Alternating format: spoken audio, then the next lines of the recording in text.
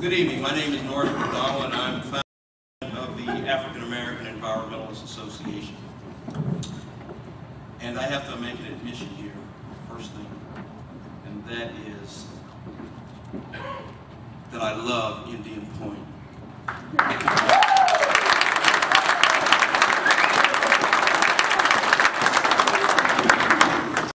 We also obviously support the license renewal.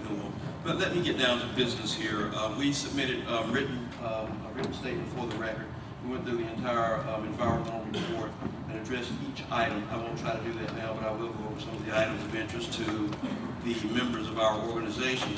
The director of our New York office testified at the afternoon hearing and pointed out some of the environmental justice considerations that I'm going to also add to. And we will supplement our record probably later. We'll submit an electronic copy.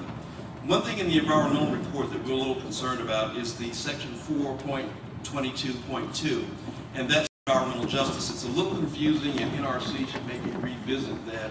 It states that 10 CFR Part 51, that Entergy isn't responsible for conducting an environmental justice analysis. Yet the NRC comes back around and says that in its environmental justice review, it will rely upon Entergy's environmental report to base its environmental justice review on that. That's something that NRC should look at and do something about. Also, I'd like to revisit the state, the Department of Environmental Conservation, and the water permit. The New York State Department of Environmental Conservation environmental justice policy states that it is the general policy of the DEC to promote environmental justice and incorporate measures for achieving environmental justice into its programs, policies, regulations, legislative proposals, and activities. This policy is specifically intended to ensure that DEC's environmental permit process promotes environmental justice.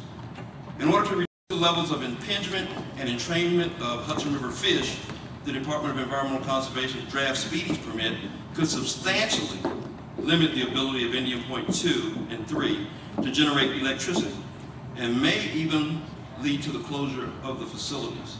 And that's our big concern. I'll talk about that a little bit later. Any substantial reduction in the amount of electricity generated by Indian Point 2 and 3 will spark demand for replacement electricity from nearby power plants. Unfortunately, these power plants are, for the most part, pollution-emitting fossil fuel plants located in New York low-income and minority communities. As production of these fossil fuel plants increases, the air quality in and around these plants will further deteriorate, causing a spike in the incidences of respiratory and cardiovascular diseases in the communities where these plants are based.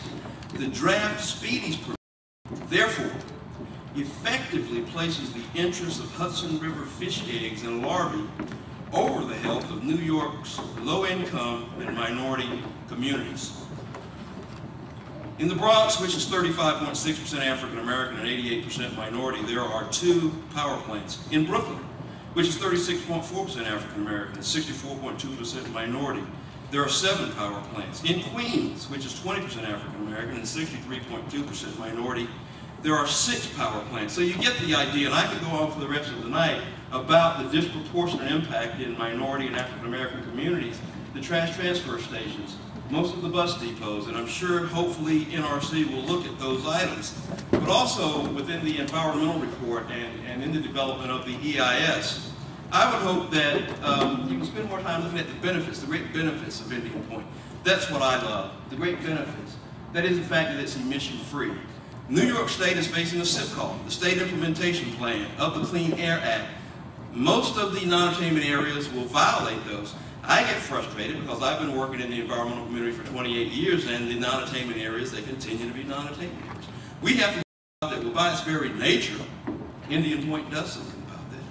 So let's go more into the benefits. Indian Point will benefit the Regional Greenhouse Gas Initiative. Of course, NRC is required to conduct an environmental justice analysis due to the Presidential Executive Order 12898 passed back January 11th, 1994. So let's look at more of the benefits. Let's look at the benefits in terms of smog, which is our big issue. I'm a chronic acute asthmatic. I've almost died twice.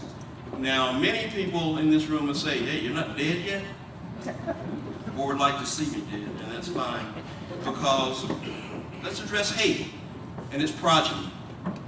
Prejudice. There's a prejudice against Indian Point. But I tell you what, I love Indian Point.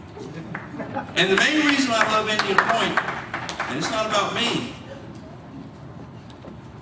it's about the 4-year-old child in Harlem in a high-rise apartment on a non-attainment day without air conditioning. The suffering of children from smog. And that makes me angry. And I'll stand up to any hate and any prejudice for this planet, for that issue, for those children. We will be their representative. I love Indian Point. Thank you.